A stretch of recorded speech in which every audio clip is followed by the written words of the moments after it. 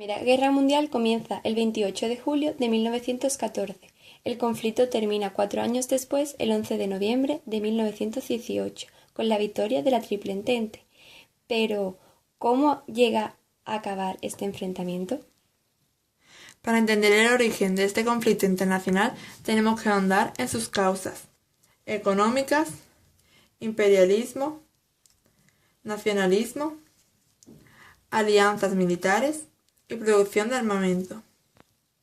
El desarrollo de la Segunda Revolución Industrial, producido a finales del siglo XIX y principios del XX, cambió el panorama económico mundial. La aparición de nuevos sectores productivos, el uso de nuevas fuentes de energía o la creciente globalización económica permitió el surgimiento de nuevas potencias industriales. Estos países, como Estados Unidos y Japón, competían con las potencias ya existentes como Gran Bretaña, Alemania y Francia. A principios del siglo XX, Gran Bretaña y Francia eran los países que más colonias poseían. Alemania se convierte en una potencia económica, pero su poder imperialista era mucho menor, por lo que pretenden conquistar nuevos países, pero Francia y Gran Bretaña intentan impedir esta estrategia. El nacimiento de nuevas potencias mundiales como Estados Unidos y Japón complica la situación internacional, ya que estos países tienen sus propios planes de colonización. Entre 1904 y 1911 se produjeron dos incidentes importantes que influyeron en el comienzo de la Gran Guerra.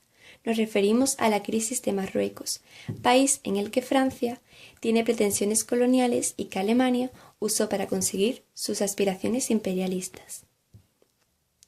Durante el siglo XIX y a principios del siglo XX se produjeron importantes cambios en el mapa político internacional, propiciados por ideologías nacionalistas y llevados a cabo con carácter bélico.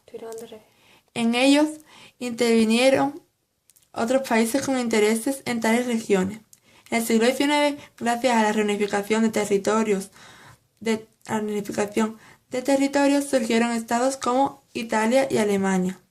Otros se disgregaban, como el Imperio Otomano, y otros estados luchaban por la recuperación de regiones, como Alsacia y Lorena, que le habían pertenecido.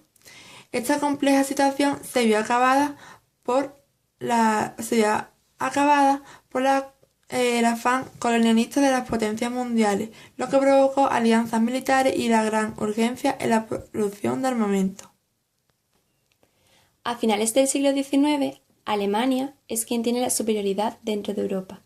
Bismarck, su canciller, pone en práctica una política de aislamiento a Francia. Su sucesor, Guillermo II, radicalizó esta política intentando rivalizar también con Gran Bretaña. Esta situación tensó aún más las relaciones entre las potencias mundiales, propició las alianzas político-militares y las más importantes y rivales en la contienda fueron la Triple Alianza y la Triple Entente. La Triple Alianza fue promovida por Bismarck y se creó en 1882.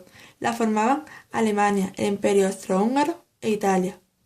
Al empezar la guerra, se unieron otros países como Turquía y Bulgaria.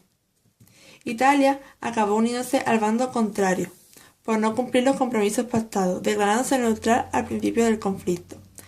La Triple Entente se creó en 1907 y la formaban Gran Bretaña, Francia y Rusia. Más tarde se unió Serbia.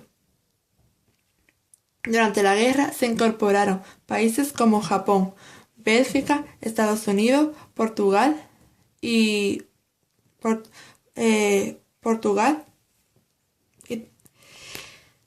el 28 de julio de 1914, Austria-Hungría le declaró la guerra a Serbia, lo que provoca la intervención de sus aliados en el conflicto.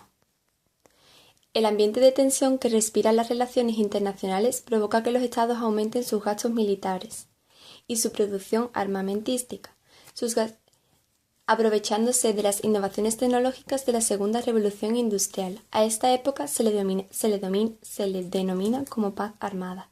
Se trata de un periodo en el que no hay conflicto bélico, pero en el que los países se preparan para uno. Esta practicopedia está realizada por Ángela Valdés y Ana Herrera.